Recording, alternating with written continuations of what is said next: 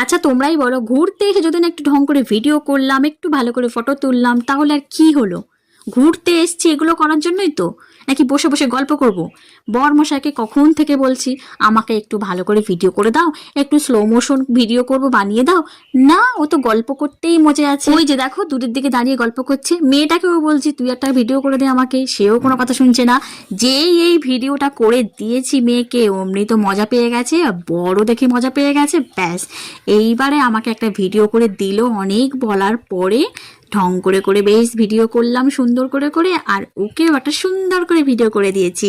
আর এই ভিডিওটা দেখার পর থেকে তো যেখানে যাচ্ছে সেখানেই বলছে এটা স্লো মোশন ভিডিও বানাবে। তখন কিন্তু ভিডিওটা বেশ ভালো বানিয়েছিলে।